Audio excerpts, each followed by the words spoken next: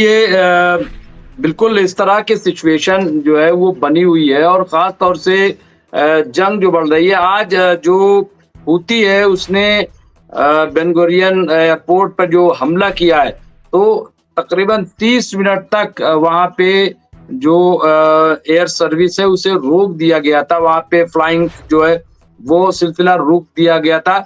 इसको हूती बड़ी कामयाबी मान रहा है और यही नहीं बल्कि उसने रेड सी में जैसे इससे पहले भी कहा है, उसने साफ-साफ ऐलान कर दिया है। तो और स्ट्रेट ऑफ हॉर्मुज़ भी तकरीबन जो है वो निशाने पे जैसे आपने कहा। सबसे पहले मैं हूती की बात कर लेता हूँ कैप्टन साहब उसका जो टारगेट है जिस तरह का वो निशाना ले रहा है। अब खबर ये भी आ रही है कि अमेरिका फिर एक बार यमन पे अटैक की बात कर रहा है। लेकिन क्या लग रहा है आपको कि क्या अटैक से महज़ यमन को खत्म किया जा सकता है या उसको रोका जा सकता है? क्योंकि उसके पास हैं ऐसे हथियार जो इज़राइल तक पहुँच सकते हैं और पहुँच रहे हैं और नुकसान पहुँचा सकते हैं। तो ऐसे में क्या लग रहा है कि ये जो बयान भी जारी हुआ है वहाँ पे जो ब्रिगेडियर हैं उन्होंने भी बयान जारी किया है कि हमने कामयाब निशाना लगाया है और इसके साथ-साथ वहाँ जो अंसारुल्लाह हौती के जो चीफ हैं जो अब्दुल मलिक अल-हौसी उन्होंने भी ये साफ-साफ कह दिया है कि बहरे अहमर में जो मुतबादिल तैयारा बरदार बहरी जहाज भेजने की अमेरिका ने दरख्वास्त की है। यानी अमेरिका भी जो है वो इस बात से खुश है कि अमेरिका भी डर रहा है। वो भी समझ रहा है हमारी ताकत को जान रहा है। तो ऐसे में आप इसको कैसे देखते हैं ख़ास तौर से जो अंसारुल्लाह हौती है, ये जो ग्रुप है पूरा और यहाँ तो पूरी यमन लगी हुई क्योंकि अब यमन की तरफ से ही बयान आ रहा है और वहाँ अवामी सतह पर भी बहुत प्रोटेस्ट हो रहा है। कैप्टन साहब। जी हाँ, देखिए फिलहाल हालात ऐसे हैं यमन में कि और सना में कि हूती का ही बोलबाला है और कोई पॉलिटिकल या मिलिट्री पावर वहाँ पर है नहीं। तो हम सोच सकते हैं कि हूती ही यमन है और हूती ही सना है। अब हूती ज़ाहिर बात है बीच-बीच में एक रॉकेट या मिसाइल दाग देता है इज़राइल की तरफ। इससे गजा के लोगों को या हमास के जो लड़ाके हैं उनको एक मोरल सपोर्ट तो मिल जाता है। जो अरब टीवी चैनल्स हैं वो भी इस खबर को दिखाते हैं, लेकिन जमीन पर इज़राइल को कितना नुकसान हो रहा है वो हमें सोचना पड़ेगा। जैसे बेन गुरियन इंटरनेशनल एयरपोर्ट की तरफ हूती ने जब अपने मिसाइलें दागी तो जाहिर बात है कि रेडार में पकड़ा गया होगा तो सायरन बजता है।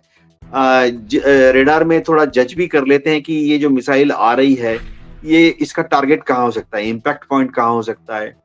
तो बेन गुरियन एयरपोर्ट में थोड़ी देर के लिए हवाई जहाजों का लैंड करना, टेक ऑफ करना बंद कर दिया।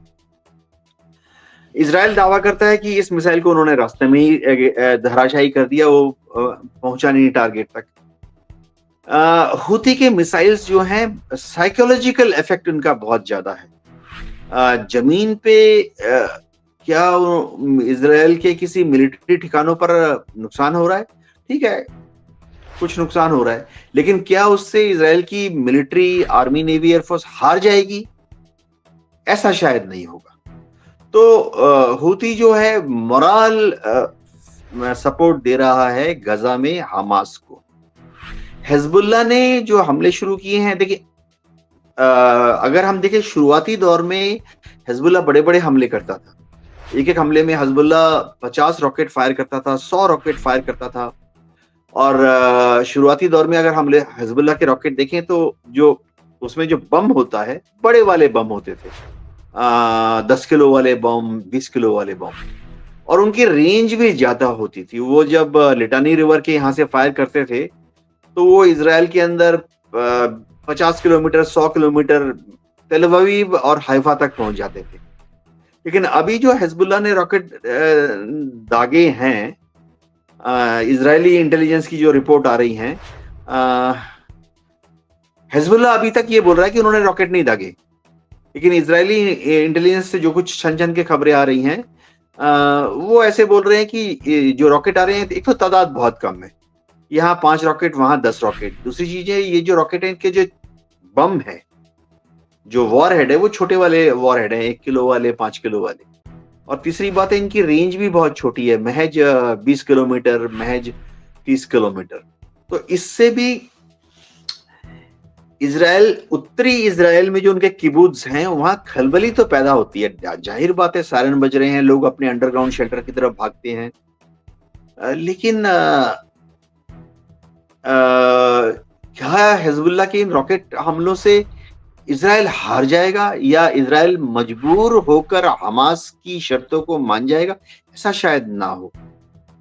हिजबुल्लाह के हमले कितने भी बड़े हो जाएं, इन रॉकेटों से इजराइल मजबूर नहीं होगा, जैसा कि हम देख चुके हैं पिछले 17-18 महीने में। मैं इस चीज पे यकीन करता हूं कि अगर हिजबुल्लाह जमीनी हमला करे, देखिए हिजबुल्लाह दावा करता है कि उसके पास 1 लाख कैडर है। चलो 1 लाख कैडर में से ट्रेंड कितने हैं? शायद 30,000 या 40,000। अगर ये 30,000 या 40,000 हिजबुल्लाह के कैडर जमीन पर खड़े होके धावा बोलते हैं, इन्फेंट्री अटैक करते हैं, हर एक के हाथ में एक AK-47 हो, हर एक के हाथ में एक हथगोला हो, हर एक के हाथ में एक RPG हो, हर एक के हाथ में एक एंटी टैंक मिसाइल हो।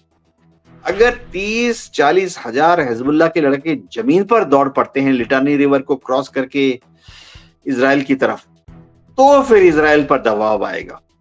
लेकिन हिजबुल्लाह ने 1987 से लेके आज तक, पिछले 30-40 साल में कभी भी ऐसा नहीं किया।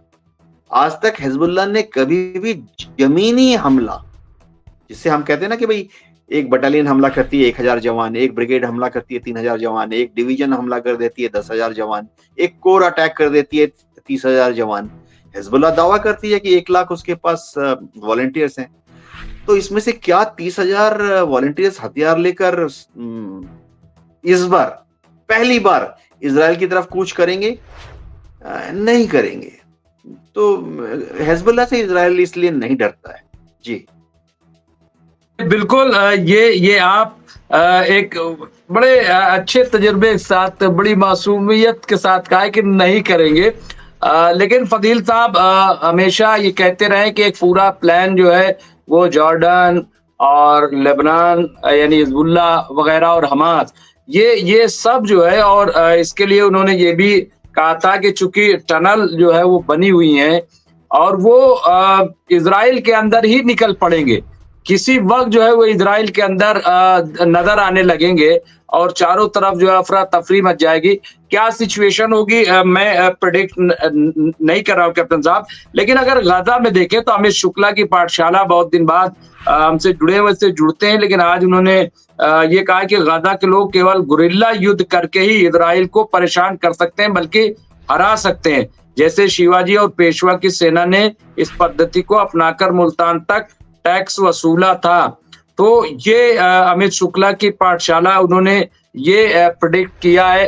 कैप्टन साहब, ये जो गुरिल्ला वार है, इससे पहले भी आपने समझाया था कि क्या है गुरिल्ला वार, फिर हमास ने उसको शुरुआत कर दी, उसकी गुरिल्ला वार जो है वहां पे शुरू कर दी है गाजा में, क्योंकि खबर ये आ रही है, अभी एक साहब ने यहीं पे बताया है कि तकरीबन 50,000 लोगों को IDF ने घेर रखा। ये कोई जगह बताई थी कि वहां पे ये रफा में IDF ने 50,000 अवाम को चारों तरफ से घेर रखा है, रफा बॉर्डर।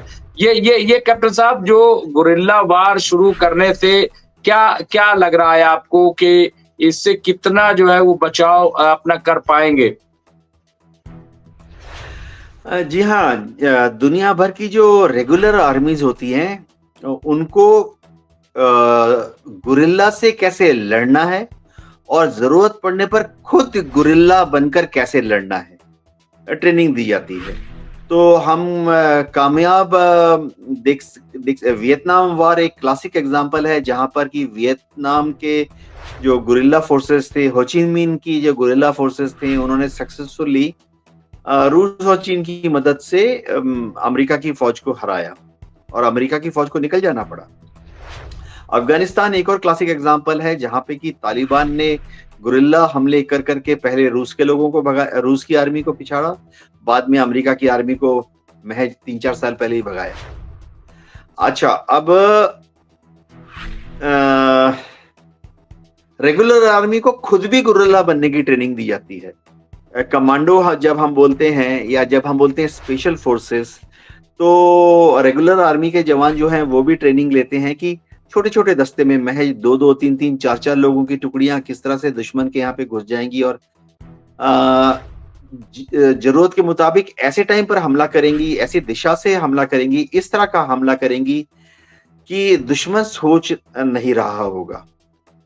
अब क्या हमास के गुरिल्ला हमला करके इजराइल को हरा पाएंगे? देखिए, इजराइल के ऊपर ऐसी इस तरह की गुरिल्ला की लड़ाई तो छुटपुट हमले तो 1948 से ही हो रहे हैं। 1956 में भी लड़ाई हुई, 1967 में लड़ाई हुई, 1973 में लड़ाई हुई, यम किपुर वॉर। हमेशा इन गुरिल्ला संगठन ने इजराइल की आर्मी पर छापा मार लड़ाई करने की कोशिश की। पीएलओ का भी एक कैडर था, फिर फतह, अल फतह, बहुत सारे ऐसे ऑर्गेनाइजेशन हैं जिन्होंने लगातार गुरिल्ला वारफेयर किया इजराइल की आर्मी के साथ। गुरिल्लाज में एक मजबूती होती है, एक पॉजिटिव पॉइंट है गुरिल्लाज का कि क्योंकि बहुत छोटे-छोटे इकाइयों में लड़ते हैं। गुरिल्ला संगठन जो है जब हमला करते हैं तो 10 लोग, 15 लोग, 17 लोग जाते हैं, लाइट वेपन्स होते हैं और वो कहीं से भी किसी वक्त अपना समय चूज करके अपनी जगह सिलेक्ट करके हमला करते हैं। ये गुरिल्ला का एडवांटेज है। लेकिन गुरिल्ला का डिसएडवांटेज ये है कि गुरिल्ला सस्टेन्ड लड़ाई नहीं कर सकता रेगुलर आर्मी के साथ। मेरा मतलब है, अगर गुरिल्ला के 10-15 गुरिल्ला आके एक जगह पे इजराइल की आर्मी पर, किसी भी आर्मी पे हमला करते हैं, जाहिर बात है थोड़ी देर के बाद गुरिल्ला का आम सामने वो कितने हाथ गोले लेके जाएंगे? अपने पाउचेस में लेके जाएंगे 4 हाथ गोले, 4 घंटे में खत्म। कंधे में कितनी रॉकेट प्रोपल्ड ग्रेनेड लेके जाएंगे या एंटी टैंक मिसाइल लेके जाएंगे? 2, खत्म। 2 घंटे की लड़ाई में खत्म। तो गुरिल्ला को हमेशा हमला करके फिर से लौट आना पड़ता है, विड्रॉ करना पड़ता है। अभी बात हो रही थी शिवाजी मराठा, वो लोग इस युद्ध में काफी निपुण थे। दुश्मन पर हमला करो, दुश्मन को नुकसान पहुंचाओ, दुश्मन के यहाँ पर भगदड़ करने के बाद तुरंत वहां से कट लो, क्योंकि अगर गुरिल्ला एक जगह डटा रहेगा और युद्ध करेगा तो मारा जाएगा। तो हमास गुरिल्ला युद्ध करके इजराइल की आईडीएफ को परेशान कर सकता है, कुछ कैजुअलिटीज कर सकता है, लेकिन जीत नहीं सकता। ये हम देख रहे हैं इतने सालों से। खास तौर से वजह ये भी है कि आईडीएफ के पास हथियारों की कोई कमी नहीं है। जितने भी हथियार हों, गोला बारूद, आर्म्स, अम्युनिशन लाओ, लश्कर अमेरिका भर भर के दे रहा है। तो हमास के लिए लड़कर इजराइल को हराना मेरे ख्याल से असंभव है। जी डॉक्टर रिजवी।